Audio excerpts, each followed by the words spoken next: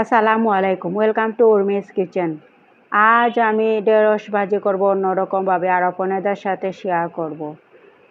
এখানে ঢেঁড়সকে ধুয়ে কেটে পরিষ্কার করে নিয়েছি। রান্না করার জন্য চুলায় বসিয়ে দিয়েছি। এখন দিয়ে দিচ্ছি পেঁয়াজ একটু বেশি দিব।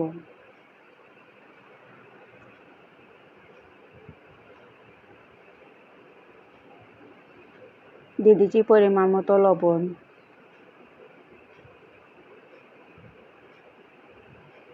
দিয়ে দিচ্ছি একটু মরিচ। ঢেঁড়স ভাজির মধ্যে অল্প মশলা দিব। দিয়ে দিচ্ছি একটু হলুদ, দিয়ে দিচ্ছি একটু পাঁচফোড়ন, তেল দিয়ে দিচ্ছি, তেল একটু বেশি দিব। মশলা দিয়ে এখন ঢেঁড়সের সাথে মশলা ভালো করে নেড়ে চেড়ে মিশিয়ে নিব। এখন ঢাকনা দিয়ে ঢেকে জাল দিব।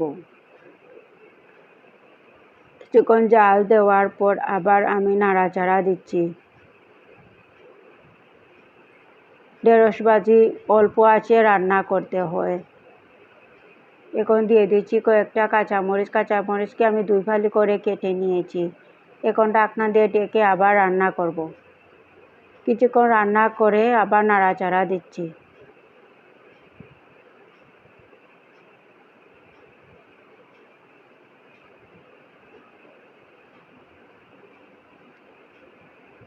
কিছুক্ষণ রান্না করে ঢেঁড়সটা যখন কিছুটা মজে যাবে তখন আমি আর ঢাকনা দিয়ে ডাকবো না, না ডেকে রান্না করব। ঢেঁড়স ভাজি ঢাকনা দিয়ে ডাকলে ঢেঁড়সটা পিছলাটে হয়ে যায় বেশি। ঢেঁড়স এমনিতেই পিছলা থাকে।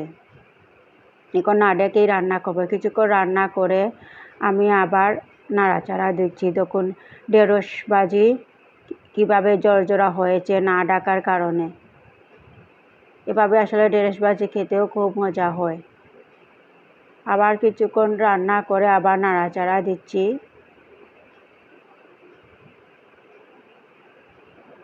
কিছুক্ষণ রান্না করে এখন আমি দিয়ে দিচ্ছি একটা ডিম।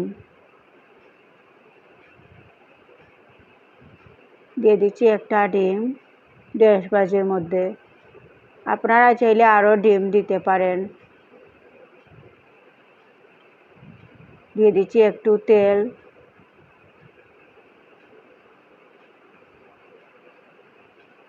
এখন ডিম দিয়ে দিচ্ছি।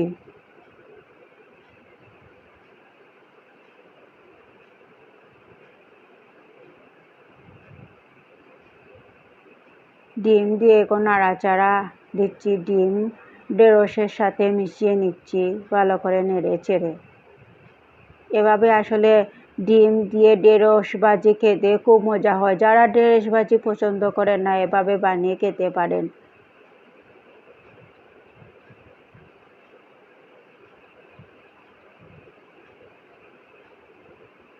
এখন আমি দিয়ে দিচ্ছি ধনিয়ার পাতা।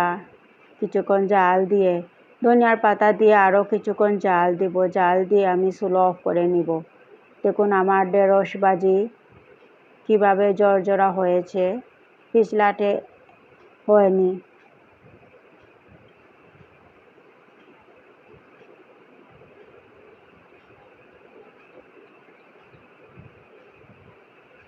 এখন আমি চুলা অফ করে নিয়েছি। চুলা অফ করে নেওয়ার পর আমি ঢাকনা দিয়ে ঢেকে দিয়েছিলাম। দেখুন আমার ঢেঁড়স ভাজি কীভাবে হয়েছে জর্জরে। খেতেও আসলে খুব মজা হয়েছিল।